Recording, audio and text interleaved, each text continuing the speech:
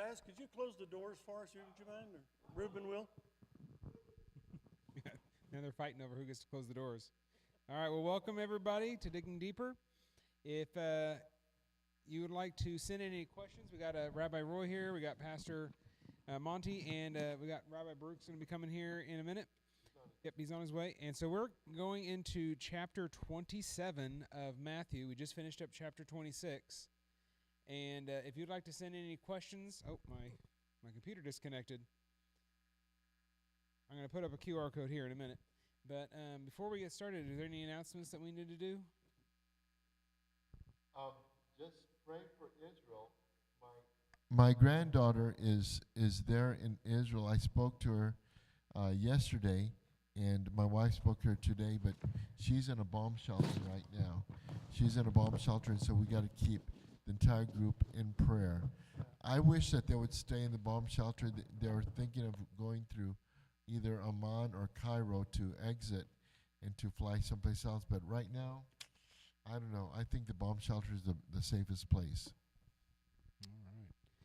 Well, if you have any questions you'd like to send in, we've got a QR code on the screen. It goes to roygarciasa@gmail.com, or you can send a question into the number that you see on the screen. You're also monitoring Facebook Messenger and other social media. And David is on the computer in the back. He's monitoring the YouTube chat. So if you'd like to put in something in the YouTube as we talk, he'll put it up on the screen, wave us down, so we make sure that we reference it. So we do have a couple of questions. First of all, we have a question from last week that I kind of think you guys want to readdress due to some interesting events that have been taken by. So last week, Mandy over at ORU asked about is it safe to go to take a trip to Israel? She really wants to go. There's a trip going through her university, but her mom was very worried that something might happen and it might not be the safest time to go. And so the conversation last week was, well, you're probably pretty safe. We all said to go. You all said to go. So do you guys want to update that? Do you guys still think the same thing? Or do you think mom was like, mom had some intuition going on? Well, I don't even know if you can possibly even get in right now. Yeah. You can't fly right now. You can't fly in. So that's, question. But I tell you, just wait. I don't know, and OR may delay this. I don't know what ORU might do, but I don't think this is going to be a long-term conflict, and it will end shortly. I really believe that. I don't think Iran has got any capabilities of keeping it going, and I think they're going to shut down all of their attacks against Israel soon. Well, we'll just wait and see. But just keep praying, and while you're waiting, just pray over Israel, and just start declaring peace over Israel, Right. and just believe that this conflict ends quickly and a peace is restored. I mean, one of the things that we always pray for on Friday nights, and is in Scripture to pray for the peace of Jerusalem, to pray for peace. This is in How do you say that in Hebrew? We say Shalom Shalom Yerushalayim, pray for the peace of Jerusalem, and so that's just something that we do every Friday night. We want there to be peace. Iran calls people say, "Well, what does this have to do with me if I live in Kansas or whatever?" And we're so far away. Well, Iran calls America the great Satan and Israel the little Satan, and so basically they see Israel as just a obstacle to get to America. So if you're living in Ohio, or you're living in Montana or Illinois, and you're saying, what does this have to do with me? Why are we even dealing with this? Well, because they want America as the main course and Israel as the appetizer, as they say. And so it's like this does affect you, so you should be grateful for this. To those people in general. For Mandy, I would just say last week we all said it's fine, but you know what? All of us, we were on the only people that knew something was going to happen were were a few people in the higher ups in the Israeli government. Not even the Iranians thought too. You know, it was gonna be the Iranian government. And again, we need to be very clear here. The Iranian people who they don't like their government. You go on the streets of Iran, ask the people if they like their government. They far and wide hate their government, and they want friendship with Israel and with the U.S. That's just the society itself. The government is very oppressive, and so the government. The point is that the government didn't know. No one knew, and so 1 week ago everything was very different, and so that was the element of surprise. Yeah, but We got a comment here from Gabriel. It says, to play it safe, you should wait until you know for sure 100%. that it is right. 100% safe to go to Israel. That's Gabriel's advice. So, to your I have no point, problem with that. we So do do you want. retract your statements of last week? Last week I said Greta Thunberg was the greatest threat, but Well, yeah, It's considering different what's now. been going on, to Monty's point, I mean, you wait another week and it might be safe again.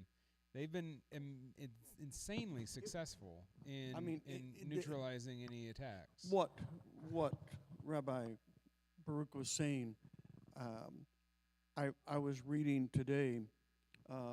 It was an American general was in the interview, and he was talking about the fact that Israel, because of the people of Iran, that they are agents for Israel, and they know everything Iran does. I mean, they got people within the government and every place that. So Israel knows every move, and has Iran intimidated because they know they can't move without it being known. They can't. So that's why I say I don't think this is going to last long, because Iran literally has no defense against what Israel can do, and it includes removing the Khomeini. So I just stay home, pray, and watch. Doyle Betts had contacted me. Of course, Doyle, he watches us every week. He's from California. And he said that we're on the cutting edge of, how many Bible studies talk about this? Very few of them. And we're on the cutting edge of the news. But I will say something. President Trump said today, we have air superiority over Iran. They've knocked down all their F-15s and F-16s. They no longer have any. And so we have presently right now about 48% of their rockets have been, their rocket launchers have been destroyed, but they we're still trying to identify the others. I don't know if anyone saw on the internet, some people were flying in a commercial airline, and they saw they're going to Saudi Arabia, but they saw all these rockets it's on the internet. They videotaped it, all these rockets all the way to Israel, and it's just devastating to know that. My granddaughter is there right now in a bunker. She's spending the night in a bunker, but we really need to pray that the Lord does a great miracle, because this could escalate into something really, really bad. But we pray that now, what are the next steps? Joel asked you. Okay, here's a prediction from a preacher that used to work for the government of Israel. I don't think that they're gonna stop until all the nuclear capabilities of Iran are eliminated. And I think the next step you're gonna see within the next few days before our next Bible study, I say that we're going to take out that big nuclear plant that's in the desert. That's my personal prediction, that it'll be taken out very, very soon.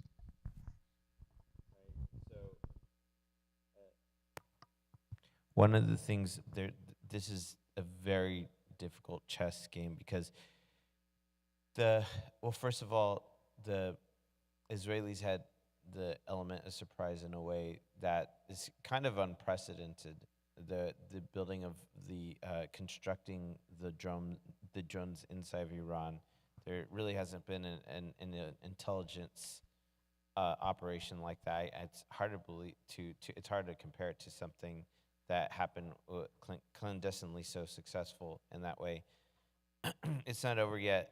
Rabbi Roy's talking about the plant at Fordo and which is the desert in the Qom region. One of the difficult things about this is the kind of weaponry that's needed is a bunker buster, and that's what America has. So America's stayed out of there now, but then if America goes in, then America will be officially involved. Now here's, as I said before in the beginning, one of the things that we need to be aware of is if there is a country saying that Israel's the little Satan, and America is a great Satan. In other words, they're saying America is the main target, Israel's just, a secondary target, and they're developing these weapons of mass destruction.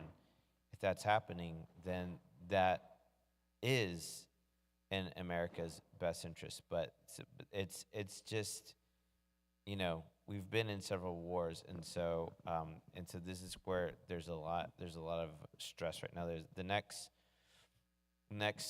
36 hours are going to be really important. So by next time we have something, we're gonna next time we have something in a meeting here, we're gonna have a lot more information. Things are gonna change by next Tuesday by a lot. So, but we need to keep on praying, and ultimately everything is for the peace. Yeah, that's it. All right. So, to Brooks' point, and for those at home, just so it's clear that, obviously it's a Messianic Jewish congregation. We have a lot of Jewish people here. But to be clear, we also have several families from Persia here. We have several Iranian families. They have extended family at the locations that are being bombed. That's right. They're not just picking a side because it's their favorites. Like there's a lot of deep ties in this congregation to both sides of this. Even you. Even me. My in-laws, a lot of my in-laws' family is over there, and so Are they in danger right now? They've got extended family all over the place. Luckily, a lot of them aren't in the city proper, as far according to my wife. But yeah, there's people all over the place, and so there's no matter what's going on, they're going to be concerned. I know Israel's been saying they've been working real hard to avoid residential areas and such, but things happen. So. Right, but it's really important to note here that Israel, you look at the strikes on Tehran and Iran in general, and they're hitting rooms in apartment buildings, not entire apartment buildings. They're hitting rooms in apartment buildings, very precise, surgically precise, whereas Iran is targeting civilians. So Israel is targeting only the top military scientists and nuclear scientists, and precisely pinpointing, and Iran is targeting civilians. Where is, you're not going to see anyone protesting that. It's a double standard all the way. But, just look at it. Look at the strikes on Iran. Look, they're hitting rooms within buildings, not entire buildings. Look on the strikes on Israel, which are indiscriminate. So, this is something, again, at the end of the day, it's the desire to build a future. Israel wants a future. It wants to build a future, whereas the Iranian regime is oppressing their own people and the people around the Middle East. We've received notice already. People from Iran, since this past week, have asked for sponsorship to come to San Antonio. They live in Tehran, so we've received requests for sponsorship. We have sponsored others in the past, and they're asking for sponsorship today. We need to pray about that. The Iranian people, again, as we'll highlight over and over again, they want to be friends with Israel and America. It's the regime, it's the people, the government that is their oppressors. Right. So we'll definitely be in prayer. To Doyle's question, he did ask, says, Trump has posted that the Iranians should get out of Tehran. Do you think that the war will escalate? Where is Iran in prophecy? What do you think is going on and what will happen next in that region? I heard that Rabbi Roy's granddaughter is in Israel. Is she safe?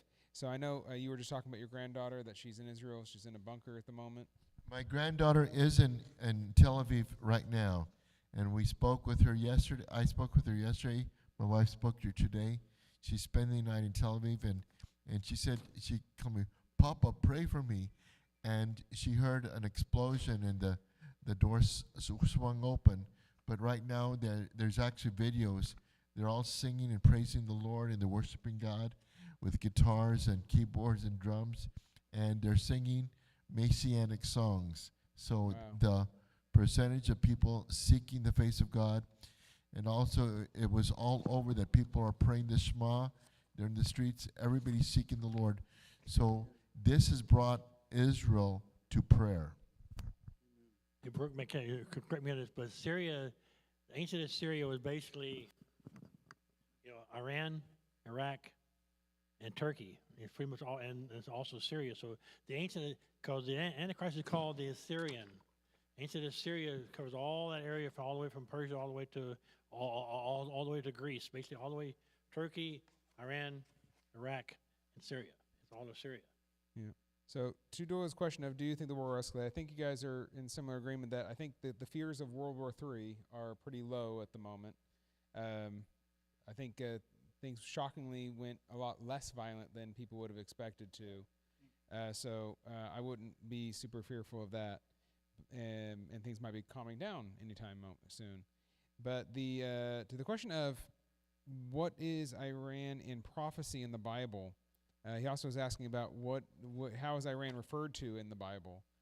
And so my understanding is Iran is referenced in terms of prophecy. The only one I know about is in Daniel 8, where Daniel refers to the two-horned ram, and that's the Medes and the Persians. Because historically, for those at home that aren't familiar, the Median Confederation or the Median Empire ruled over most of what is today Iran, and then was itself overthrown by Cyrus and the Persian Empire. It wasn't so much it was a new country as it was the Median Empire under new management. And so the Magi and the Medes were still like the government, but the Persians ruled over them. So in the Bible, it was often referred to as the Medo-Persian Empire. And in Daniel's the prophecy there being described, he said a two-horned ram, like one had one kind of horn and it had a different kind of horn on one side to represent that country. But other than that, I'm not familiar with any prophecies that talk about it. Are you guys familiar? I know it's mentioned obviously in Esther and stuff like that, but in terms of prophecy, do you guys know any examples of Iran being mentioned in the Bible? Right now, modern day Iran is a collection of different people, including the Persian people, the Persian Empire, but you also have many minorities that make up part of it, the Armenians, Turkmens, Kurdish, Balochis. You have a lot of different Arabs in the southwest. So it's a confederation right now, but usually when we talk about Persia, Persia is like the main ethnic group, the Persians, and so what you see, a lot of people will speak about Persians and Iranians interchangeably, and the language is Persian, Farsi. Farsi is Persian in Persian, and so Persia is mentioned many, many times. It's the subject of Purim, of the whole book of Esther. So you're a language person. Is Farsi one of the languages that you know very much? I know it to an extent. Yeah, right. I speak a little bit, but Persian so the thing is Persia, and actually the only non-Jew that's mentioned to be called anointed in the Bible is a Persian, is a King Cyrus, and so this is something where there was a friendship, an ancient friendship between the Persians and the Jews that lasted really up until there's ups and downs, but really the most tumultuous time has been since 1979, the revolution. But even then, if you look into the Iran-Contra affair, there was some backdoors, which Rabbi Roy knows a little bit about. And so, but the thing is, it was still complicated. But the thing is, Persians and Jews have been friends for a long time, for a very long time. It's just recently where you had something really difficult. The Persians were the ones that the temple was rebuilt under Persian Because rule. of them. Under Persian rule, the second temple was built there with they gave the go ahead to go ahead and do this. And so Netanyahu actually mentioned this, that there's a thousands-year-old friendship between the Persians and the Jews. And so this is something that he wants to restore with the Persian people. And so right now it's just the government, which was, right. Many people don't remember the Shah of Iran. The Shah of Iran, there was a link with us. How many people remember the Shah of Iran? The Shah of Iran, actually, his son actually owned a restaurant here in San Antonio after he was exiled. But here's a question. It just says shalom from Israel. Oh, shalom for Israel. Blessings to all. Amen. And also, you mentioned in the book of Daniel, the book of Ezekiel 38 speaks of Persia. So both of those are very real. But it does show that there's such a hatred against America and Israel. And again, people ask questions at the very last minute. We didn't have time. It says, why do people hate us so much? Is it very political? I say it's not political at all. It's all a religious war. And so when you see it as religious war, they're trying to take over America. And I had so many questions at the end. In fact, I told you, I don't know if I was going to post everything. My daughter got married this weekend, and so I didn't get to post everything. But they said, why doesn't England's leadership is now out of it? They're not commenting everything. It's because look at all of the leaders of England, from the Prime Minister to the Mayor of London to the Mayor of something like around 10 cities. What do they all have in common? They're all Muslim. Yeah. That's why England has not patted Right. United States on the back. Well, yeah, the prime minister is Hindu. The mayors of several things are Muslim, right. But and there is a strong friendship between India and Israel at this time. But the thing is, Rabbi mentioned Ezekiel 38, so in 39, and it's repeated in Revelation 20. It talks about Gog and Magog. So just to tell you what that is in one word. Ezekiel 38, 39, Revelation 20, in one word, is a world war centered in Israel. That's what it talks about, because what you have here is you got to know how to look at the text. A lot of the countries that are mentioned in Ezekiel 38 no longer, they're ethnic groups and countries that no longer exist. And so how do you look at it? Well, Revelation 20 tells you how to look at it. Because when Revelation is written, those groups are already gone. So what you look at it, you talk about, you have from the north, from the south, from the east, from the west, converging on Israel. And then Revelation 20 tells you how to interpret Ezekiel 38 and 39, which is it's from the four corners of the earth. It's a world war is what is being talked about. And we have the way to interpret it in Revelation 20. So world war centered there. Is this it? I don't think so. Pastor Martin, don't you think? Because there's not a strong enough alliance with people besides. I mean, it's too weak of an alliance right now. I don't think this is it. Right. But Pastor Monty, you went to Israel. Did you feel safe there? Totally. We went everywhere. This was 3 years ago, almost exactly 3 years ago. And, I mean, we went to the Libyan border. We went to Jericho. We went wherever we wanted to go. We felt absolute freedom to go.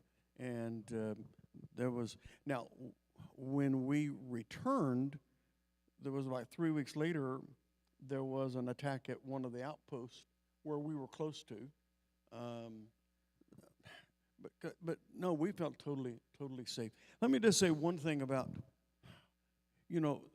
the issue. You can read Ezekiel 36, and you can see that in God bringing Israel back to the land, it was about his name being honored.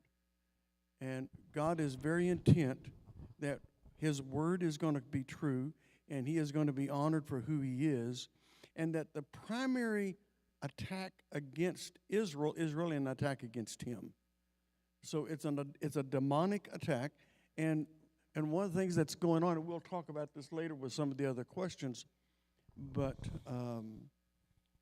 there's a lot of people today that they have no idea why they are standing with the Islamic side, because it wouldn't even make sense if they understand the truth or the facts of anything, because it's a demonic conspiracy, all designed to keep God's word from coming to pass, involving Israel, involving us, involving all of the things that he has designed to come forth. The enemy is very intent, and of course we all know the enemy is not going to be successful in any of it, but there will be a war. And we talk about Iran, and we talk about Ezekiel 38, Persia is mentioned in a confederation of people, of what will come against Israel. I don't think we're there, but I do believe we're in a time when all of this is getting set up. I think people are taking their positions. I think we're starting to see some things starting to unfold that will cause those things that are designed to come forth are going to come forth. But I don't think we're there yet. Just a quick programming note. I just double checked because I wanted to make sure. The current Prime Minister of UK is actually an atheist. The Starmer. It was the previous Prime Minister, Sunak, that was the Hindu. So, just Yes, I'm so sorry. Apologies to our UK viewers. Yes. Just wanted to make Thank sure. you for updating. the Bobby had previous a quick question or comment? Yeah. Well, this is my own personal opinion looking at Scripture. The first part of tribulation period will just be a regional war in the Middle East because the four horsemen, they go north or south of Jerusalem. They do not go around the world. Second, this is a prelude. The destruction of Islam in Tehran has been very discouraging to the Muslims. They believe their God has not come through for them, so they're very discouraged. So this is not going to be their uprising now. They're going to have a downfall, and this will give Israel the idea that there will be peace, but God says there'll be no peace. So this is what we should expect, that there will be a peace treaty coming very shortly, because in Europe, the Bible prophesies about Europe, the iron and the clay will not mix. Those are the Muslims and the Jews. You cannot understand how they're I have to taking say real over. quick, this isn't central theology we speak. They're This taking- is his opinion to say that the iron This and is clay my is Muslims and the Jews. Right, is your Right. opinion. So you have to look at the situation here. They are going to reorganize in the future. So that's what you should, don't expect a world war. A world war should be later. You have to keep things in perspective, and God's not that anxious on Thank you. getting these things done. All right. Well, we have getting into chapter 27. You wanna I'm say- so one more thing I just want to know about asking why is there anti-Semitism. So here's the thing: there's been a couple of times, and there's a story. I'm probably gonna be saying it till I'm old. Is when I was biking in Austin, and I was biking in the park, and I turned, and my bike fell, and my chain came off the bike. And so, I busted myself up a little bit. It was there. I fell right in the middle of a neo-Nazi picnic with everyone had all these swastikas there, and I landed right in the middle of it. They go, "Are you all right?" Did you have your yarmulke on? No, I didn't have it on. And they're all there, and they had big old like swastikas everywhere. I was like, "Oh."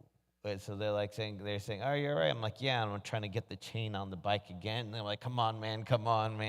And then they're saying, and they go, "Yeah." They go, "So where are you from?" And I'm like, where? I'm like, Texas. And so, but anyways, another time, which is just maybe like a few weeks or maybe a month later, I was in a cafe, and right next to me stood a guy that was, and I asked him a lot of things about why they hate Jews and anyone who's Jewish or black or minorities, and there's a long list actually they had problems with, I found out.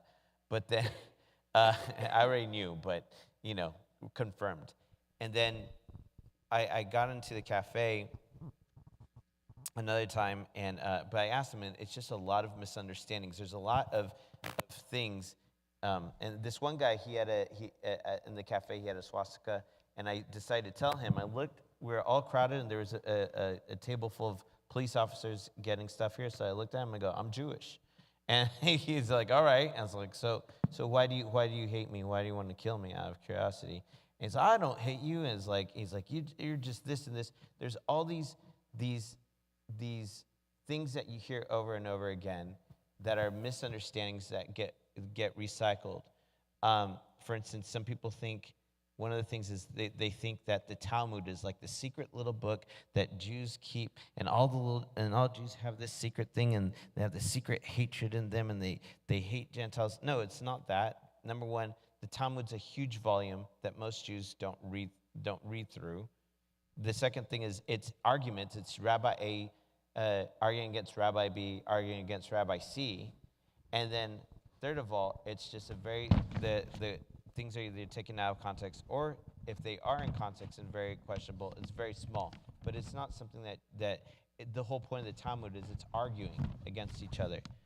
But then there's other things where there's just misunderstandings. Jews weren't allowed to. Anyways, the main thing is this: when they could talk to a Jewish person face to face and see that there's a human, and it's just not just something that is superhuman or subhuman. It could be that's important. So talking, nice. When anti-Semites talk to Jews face to face, see them as humans. That's what's important. All right. Okay, Gabriel has something on the screen. It says, Israel is always going to be under attack no matter what time of year it is, because according to Matthew, it talks about that. We don't know what the day or the hour when stuff will happen. All right, so we do have to move on. We got chapter 27, verses 1 through 10.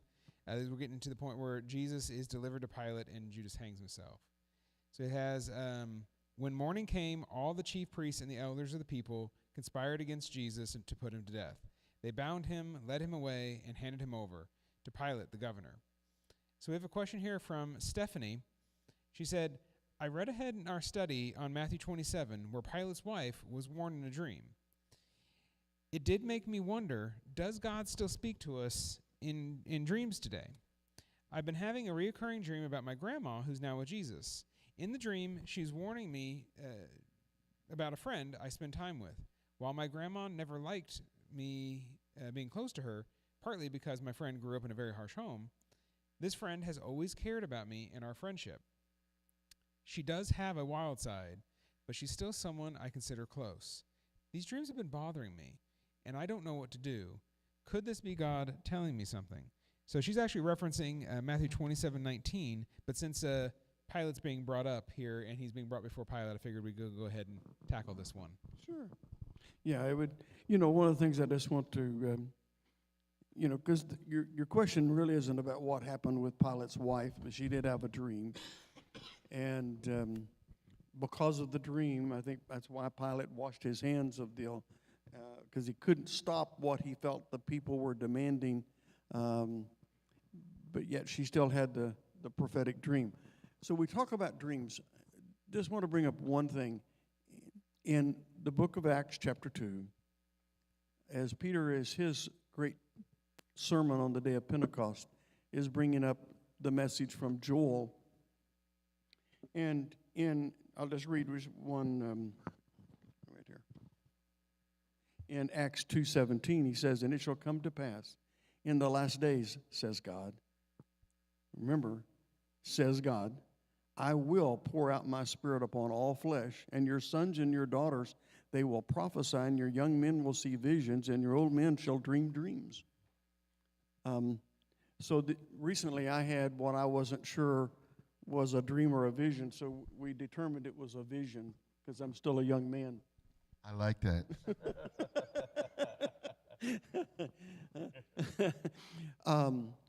But the thing of it is, as we get into these last days, the supernatural realm, our spiritual connectivity to God and what He's releasing, it's going to start taking, you're going to see more things in your realm of your spirit. You're going to hear things in your spirit. You will see dreams, you will see visions, and you will have dreams, and you will prophesy, because prophetic words come through the realm of the spirit to you, and they may come to you as a vision, a dream, or it could be just a word spoken to you by the Lord Himself. But I just want to say, don't question. If you're having a reoccurring dream, ask Holy Spirit for interpretation. Tell me what this means. And, there may be a warning about the friend that you may not see, that the friend might try to get you to do something that could be harmful to you in some way. I'm just saying, you need to be listening to in your spirit. God, what are you saying to me? Ask Him. How do you know? How can Stephanie know whether that dream is of the Lord or of her own personal feelings? Well, I mean to say, it comes from your walk with the Lord, and you're hearing more and more. There will be an awareness in your spirit that this is something from God, and it will speak volumes to you. And your own personal pizza dreams won't do that. But if it's of God, there's going to be more of it, and you're going to be hearing more things, and God's going to be speaking to you more. So ask Him. Don't just rely on that one. Right. Say, okay, God, tell me more. What is it that you're trying to here's what I would do. I would assume it's from God, unless you hear it otherwise. So you just come and say, okay, God, what are you telling me to do? You're causing my attention to be drawn to this relationship. Lord, I look to you for revelation, for guidance, for wisdom to know what to do.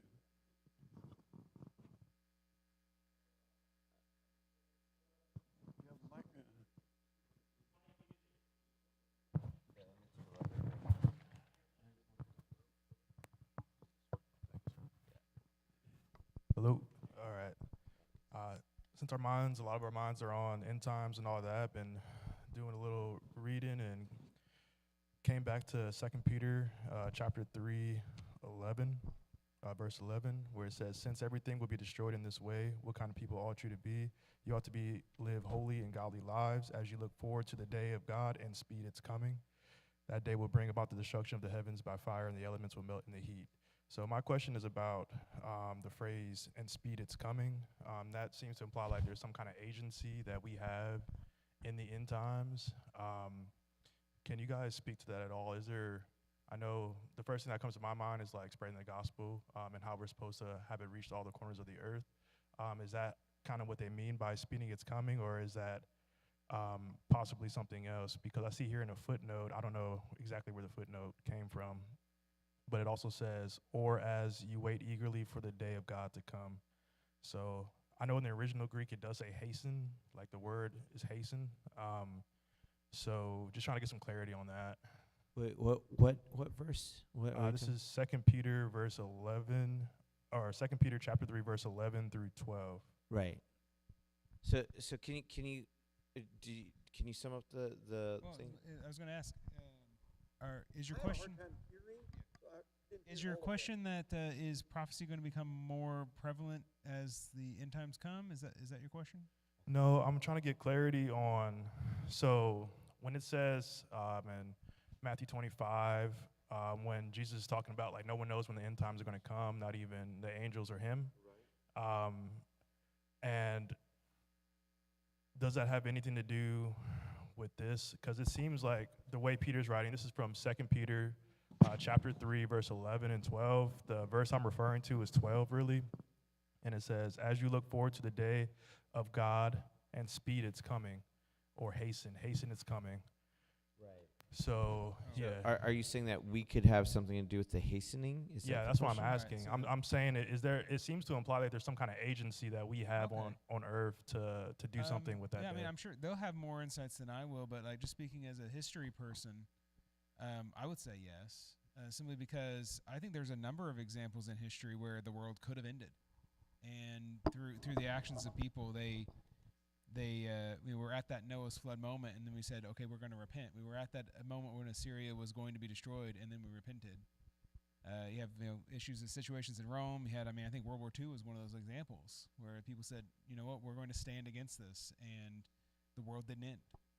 But that's just me speaking as a history person, not as a theologian like you guys. So what are your guys' thoughts? What agency do we have to either? We talked about the guys with the atom bomb in Iran. There's several people in that government who believe using the bomb will hasten the end of the world, and that's why they're so scared of them having it. So. Give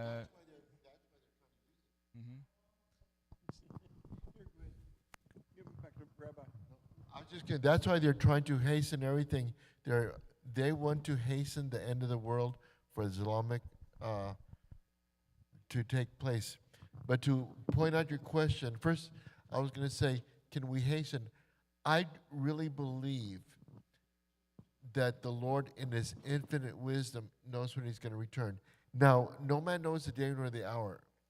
There's actually different feasts of God that they actually say no man knows the day or the hour, because like we have different feasts have a exact time, but there's sometimes that the feast begin, they said no man knows the day nor the hour.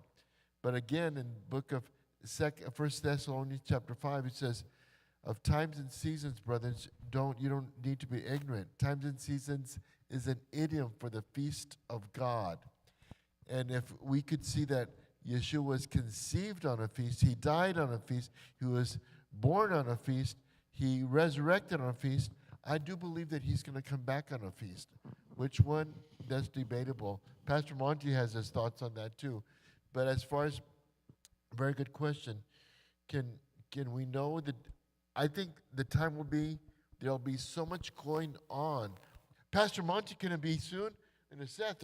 Rabbi Brook, look what's going on. I believe the anticipation of his coming, that there's going to be a great, great revival that's going to take place before his coming. And that revival, I believe, is happening even now. See, I think one of the critical things that plays a major role is the scripture I just read from Acts. And it said, in the last days, God says, I'm going to pour out my spirit on all flesh, and your sons and your daughters are going to prophesy.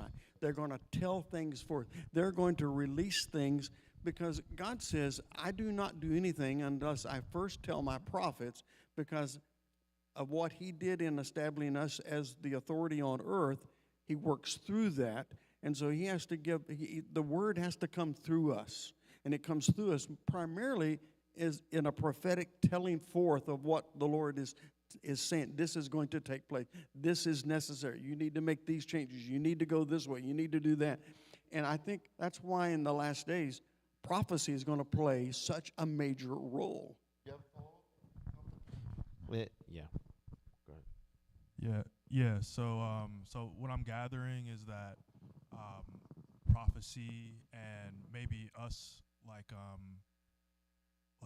doing feast or participating in feast more, basically hastening the coming of the Lord. So maybe like preparing kind of the world to receive God by taking part in his feast and using the Spirit the way he gifted us to spread the word of the gospel.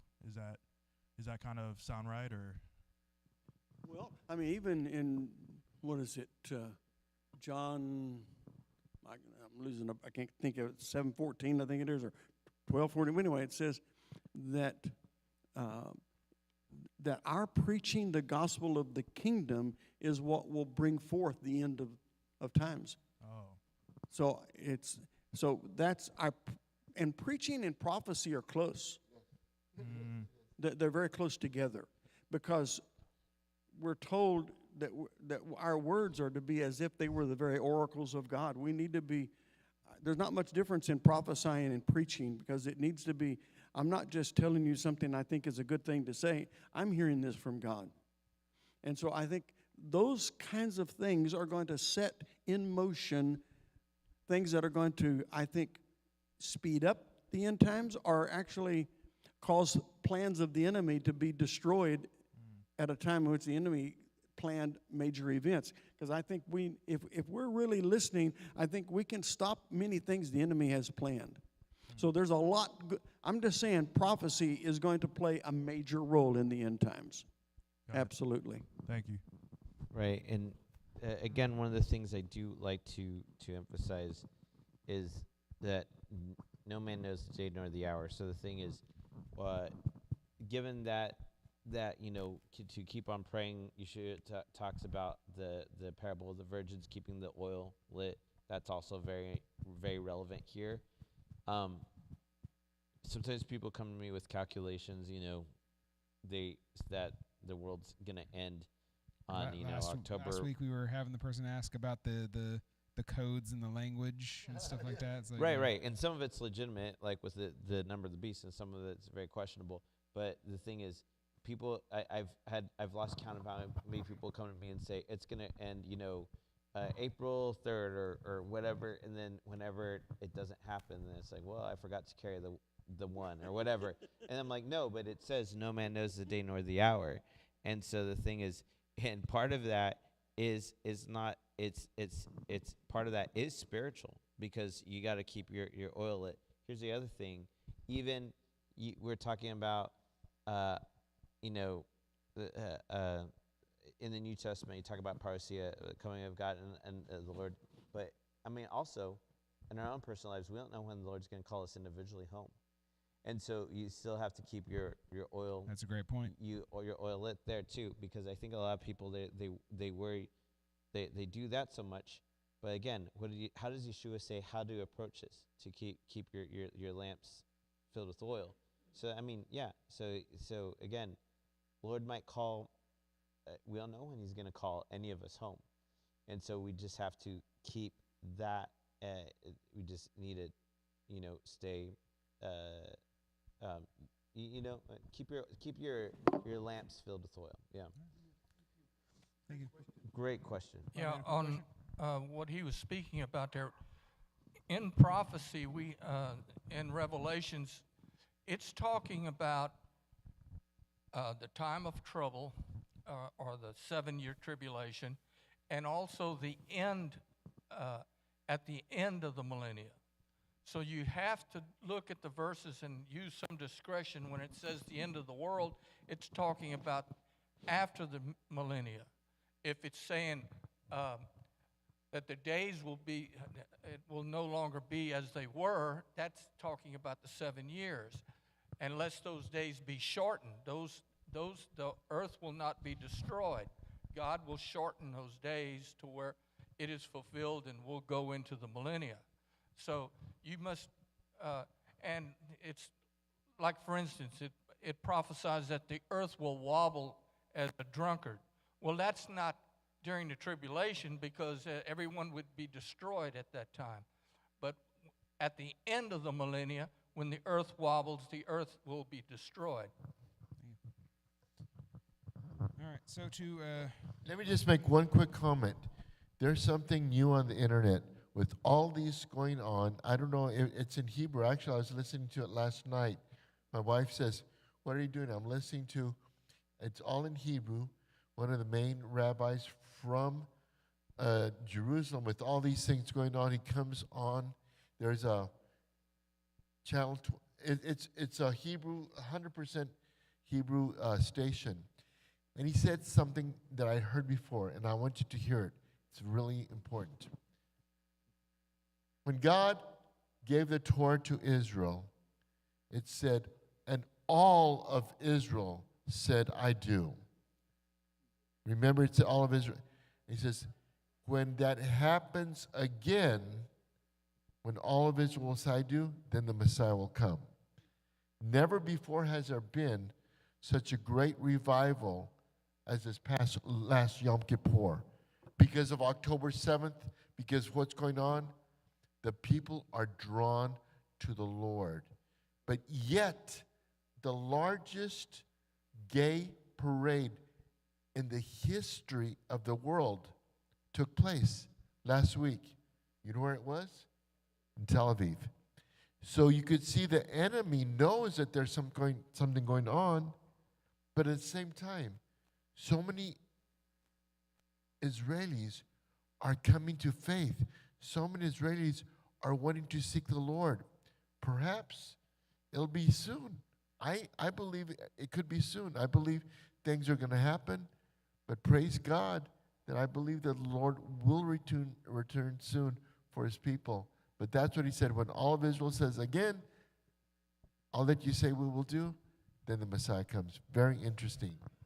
Yeah, and that's a great encouragement. I remember it was when I was younger that there was a preacher talking about how the world wouldn't end until everyone's heard of the Messiah and everyone's had an opportunity to convert. And so the argument was actually given that this is why we shouldn't evangelize to people, because the moment everybody gets evangelized to, that's the moment the world ends. Which is just the opposite of what you were saying. It's the idea that you should fear the end of the world. That the end of the world is bad things. Like the end of the world is God coming home. It's the end of the world is restoration of the things. So that you should want to, as he said, hasten it and such. Life doesn't end; it just begins. Actually. But you could see, like, even, I don't know if there's something on YouTube right now, the people, the Bedouins. What are the Bedouins? What are the people in the southern part, the most distant part of India and in Africa and all these other places in the Peru, where the desolate areas, they all have internet now. And everybody's able to hear the gospel. So can all the people hearing the gospel through the internet be one of the tools of, and all the world will hear the gospel? That possibly is it. And it's being translated in their own languages. You know, when first time I went to Israel, we were going down close to the Dead Sea area, that whole area. And we went by an encampment of Bedouins. Every tent had a satellite. And there was this Bedouin out there with his sheep, and he had a phone, and he was talking on a cell phone.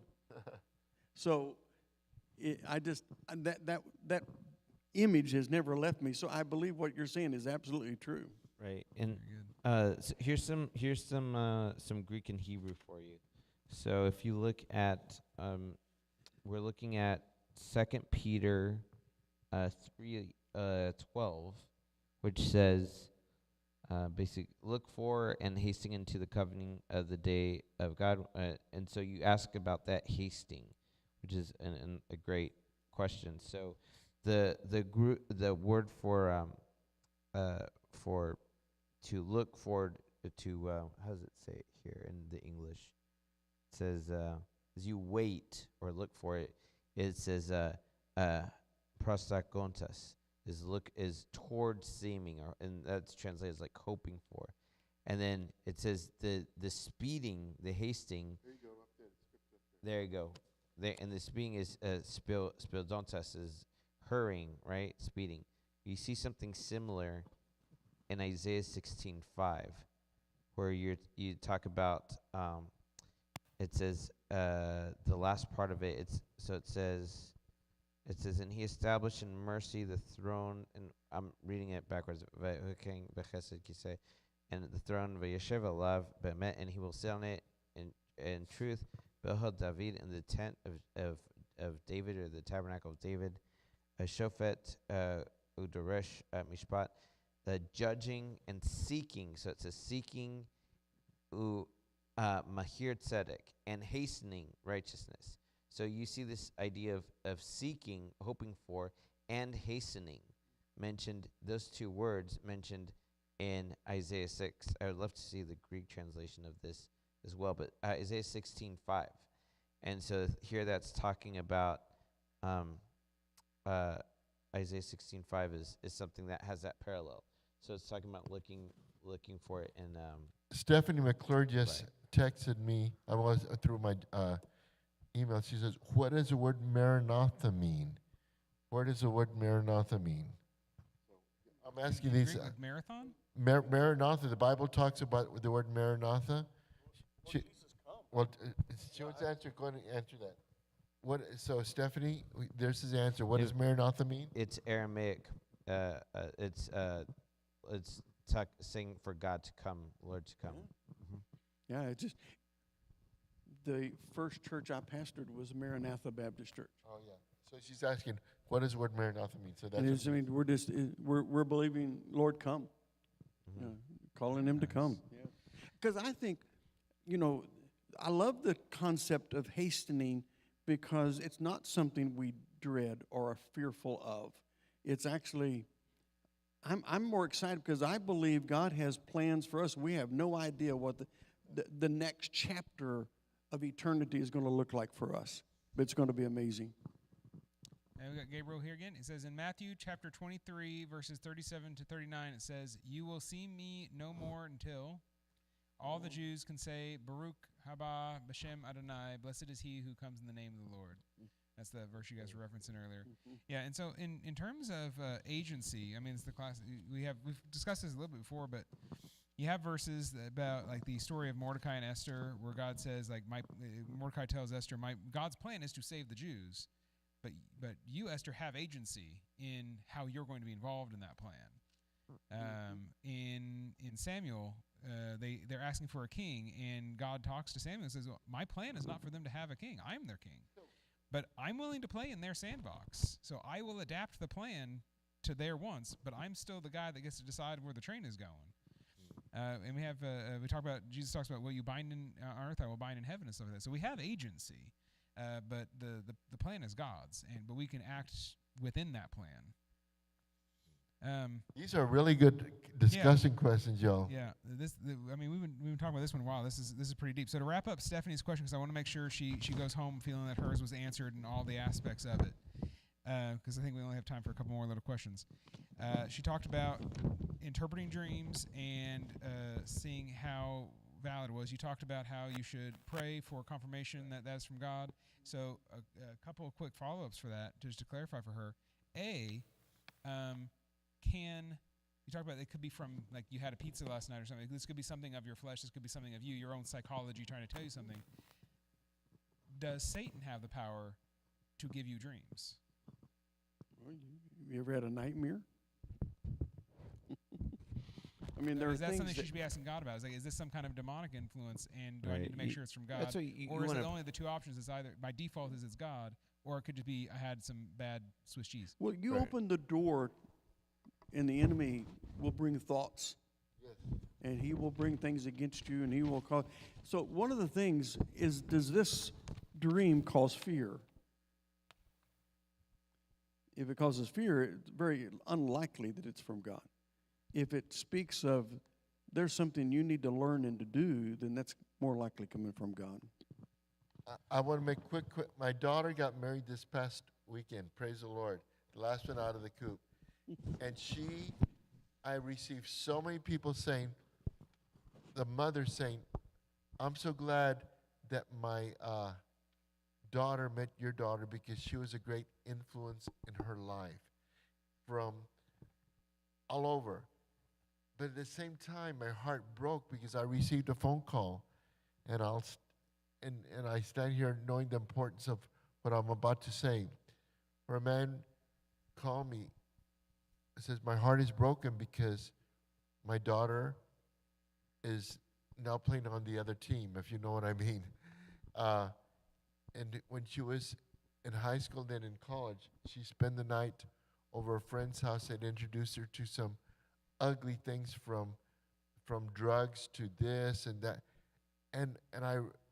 So parents, we need to realize she's saying she's having her grandmother's saying, be careful with this girl. Be careful with the friends that you choose. Iron sharpens iron. Parents, don't let your kids just spend the night anyplace else. I'm talking with a man now. He said, my daughter spent the night at this place and she was abused. And it was a family friend. So I'm saying right now, if your grandmother is having you this dream, have second thoughts. Are you being an influence on her, bringing her towards the things of the Lord, or is she being an influence on you, taking away the things of God? That is a great message. All right. So, moving on to chapter 27, verse 3, says, when Judas had betrayed him, saw that Jesus was condemned, he was filled with remorse, and returned the 30 pieces of silver to the chief priests and elders. I have sinned by betraying innocent blood, he said. What is that to us? They replied. You bear the responsibility. So Judas threw the silver into the temple and left. Then he went away and hanged himself. So we've got another question here that's it's pretty sensitive, and the connection isn't exactly intuitive, but it's talking about the shedding of innocent blood and putting the blame onto others. And so we have a person here sending a message asking, Rabbi, we have a problem in our family. Our daughter, who is a student at UTSA, is very pro-Palestine. She's fully brainwashed by the crowd with whom she associates. So that what you were just talking about with her friends. I know you used to work for the Israeli government. Do you know if we can acquire a video of the horror that was October 7th? I'm not sure we can get her to watch it, but she needs to see the truth to make a truly informed decision about those with whom she now stands. Thank you, and I apologize for bothering you with this. So he or she is the really question hurt. actually, you know who that person is. I do, but I'm intentionally not saying the name or giving any pronouns or something to indicate anything. We know the person. He's part of our fellowship, and he's And we're not going to say more details about him. Yeah, we're not going to tell details. We're not going to say that he's 4'11", weighs 310 pounds, But he- works out every Tuesday, sits right there in the front row. We're not going to say any of those things. Yeah. Okay, but he's actually, this is a very sincere question. The answer is, can we get a hold of the tape of the video? I think it's 56 minutes long of what happened in October 7th. He actually called me up and said, can we show it? The answer is, yes, we could get a hold of it. Yes, I have a copy of it. Yes, it's a horrible video. And if you'd like to see it, or if anybody's interested in seeing it, what is that video that he's speaking of? On October 7th, Hamas, they took Go cams and they show video of them saying horrible things, worshiping false gods, and doing all these things. They show pictures of themselves taking drugs. They're high on the most horrible things, and then they go and they commit horrible acts. October 7th video actually shows the murder of people. So I don't encourage you to show it to any individual that is not able to receive it. No children whatsoever. But can we get a hold of it? Yes, we have that tape. This is literally the reason why there's a lot of states that have in their law books, before you're allowed to get an abortion, you have to see an ultrasound of the child. Because it affects you. It's like you need to see what you're about to do. Right. But what's so interesting, you all, is that this video, it's so horrible what it shows. But Rabbi Brooke mentioned Greta Thunberg. You know that when she said, "Oh, I've been kidnapped, I've been all these other things," but they showed them giving her food. They showed her October 7th. You know what she did when they were showing her the video? She closed her eyes and refused to see it. So can we see the video? The answer is yes. Contact me. He asked if we could show it in the congregation. The answer is no. It's too bad. Yeah. It is. Just the description of what happened is far too graphic. I don't want to show it in the congregation, but if you meet with me privately, I could show you the link, or I could actually send you the link. But when you see the link, it'll break your heart, especially when you see the children, the babies. Okay. So the other thing is even without seeing the video, one of the things is on the college campus there's a growing I could talk about this for 3 hours, but I'm not going to do it. I'm going to just say this. I was on I went to I was in UT Austin, and I see this very simplified dichotomy of oppressed versus oppressor, and then that's it. That's the end of the story. And it's if you have the worst kind of person is if you're male, and if you are heterosexual, and if you are Christian, then you can't get any worse than that. Just being born into that thing. And I've talked to them. I want to understand. I've talked to a lot of the people, and it's a very simplified view of there's oppressor versus oppressed, colonizer versus colonized. And the thing is, and I'm not going to get into the nuances of that, but even if you were to just accept that and not even challenge that, it still becomes problematic once you look at just basic facts about Israel. And I think the vast majority of college students right now, you talk to them, you say, what river, what sea? A few of them might know, but a lot of them are like, the Red Sea? No, that's not the sea that they're talking about. They're talking about, I'm not going to tell them. It'll be when they say from the river to the sea, they'll probably not know what it is, So, but the thing is they, I just saw an activist map of people trying to march to Rafah, and they had the map of the international people. There, if you saw, they're stopped at the border by the Egyptians. In their map, they had Rafah and Eilat on the opposite side. They're on the wrong sea. These people, they haven't, before October 7th, they knew Israel was, maybe it's close to Russia. I don't know. They didn't know anything about this stuff. And now they think they're experts, and it's so complex. So here's something that the vast majority of these college students don't know. And this is something that you could tell her. One thing to tell her is that the vast majority of Israeli Jews that are there, first of all, 2 million of the citizens there are Muslim Arabs that have full voting rights and can become doctors, and one of them put an Israeli president in jail. A lot of people don't know that. Okay. Second of all, most Israeli Jews. So I think the most important thing is this: that whenever I talk to these people, they don't know this, that have this kind of oppressor, oppressed, colonizer, colonized dichotomy. This is something that's very specific to the college campus. Is they don't know that the vast majority of Israeli Jews are refugees or descendants of refugees. If you go into any cafe in Israel and you see, where are you from, why are you here, why are you here? They're like, we had no other place to go. My family was wiped out in Poland. My family was kicked out of Algeria. My family was, all our businesses were destroyed in Iraq during the Farhud.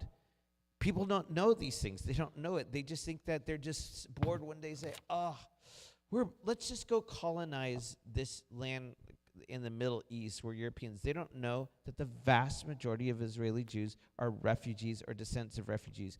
And that turns that college narrative that you see of oppressor versus oppressed, colonizer versus colonized on its head, where they just don't know it. They don't know it. And it's the truth. The other thing that they don't know is, and that's the biggest thing, is that the vast majority, and that the majority of Israeli Jews are not even of the Ashkenazi, Eastern European descent. But still, the main thing is that they didn't have any place to go. They say, why don't they just go live in America? Well, they tried. They got on ships. They went to America during World War II, and America said, no Jews allowed. You need to go back. So whenever you're talking to a college student, make sure they know that, because it's that paradigm, and they just don't know the facts.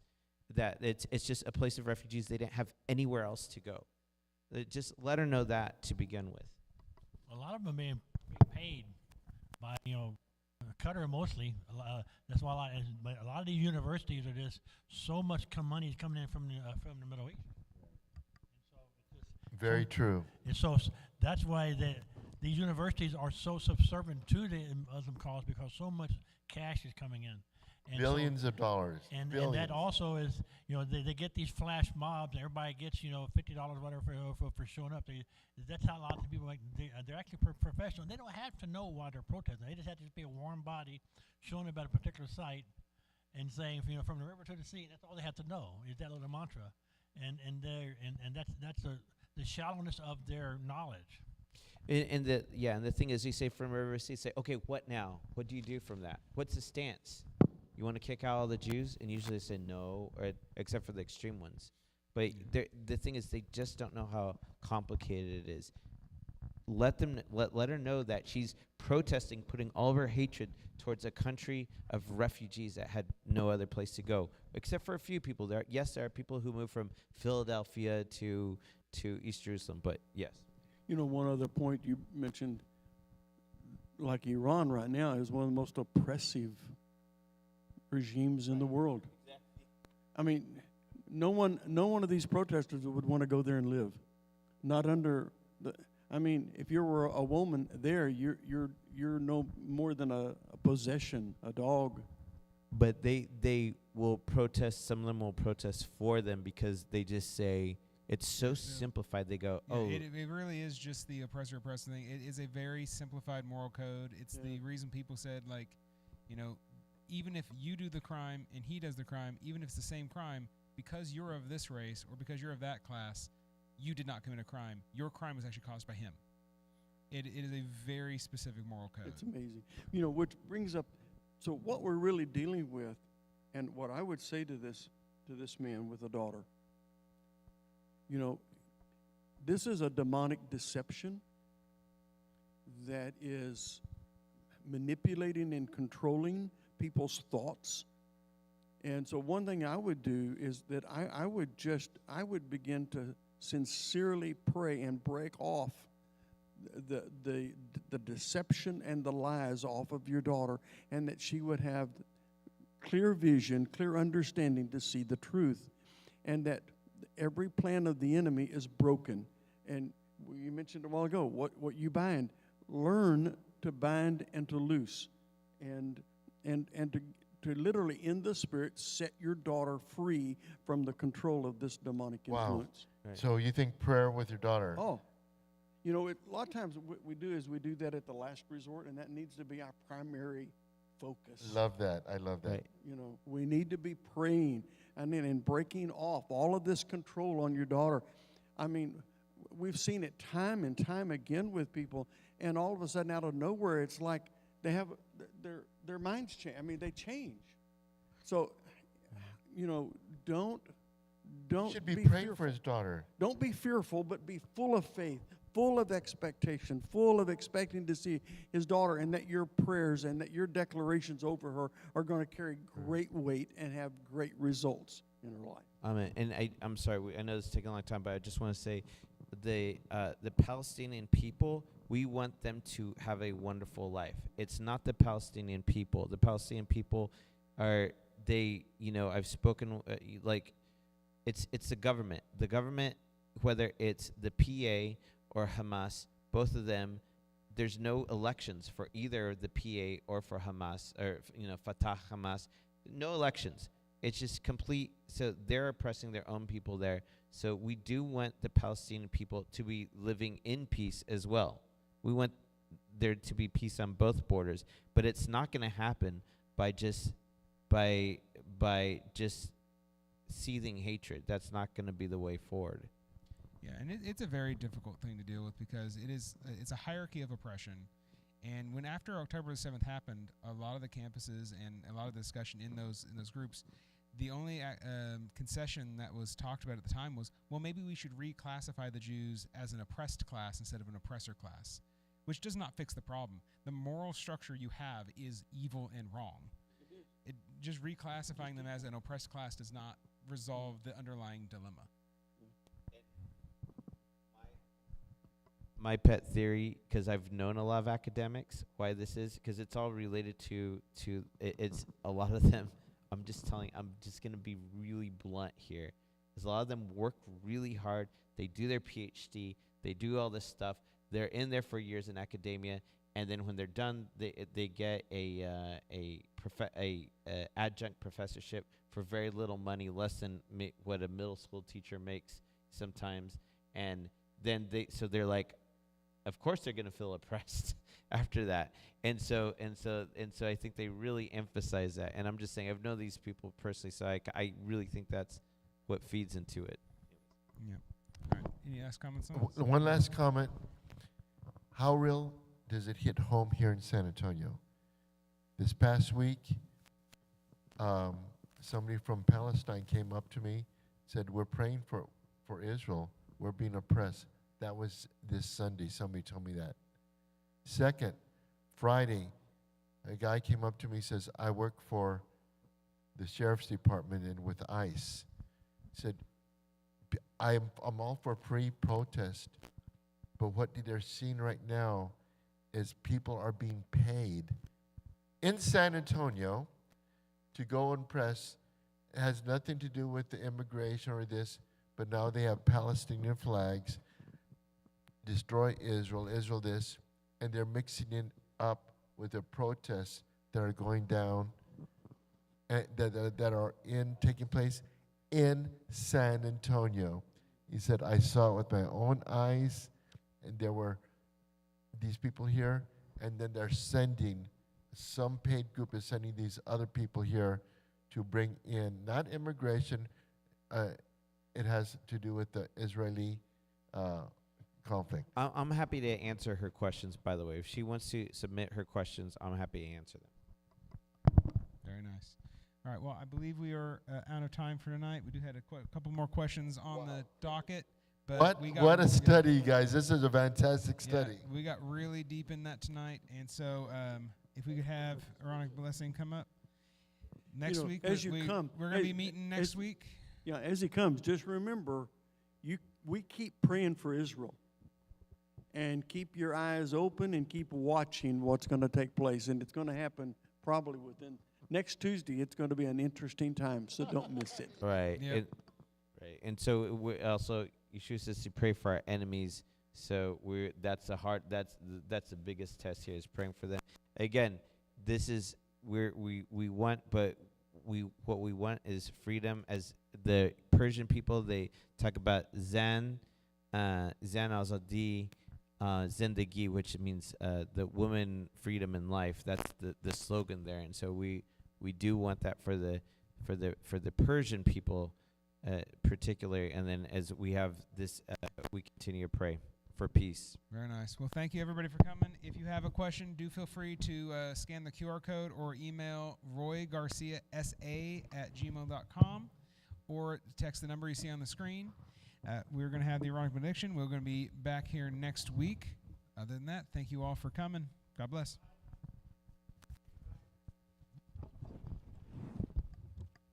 Yivrechach Adonai v'yishmerecha.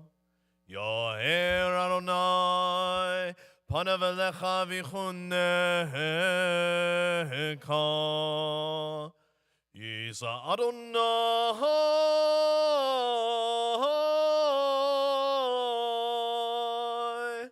panav elecha v'yasem lecha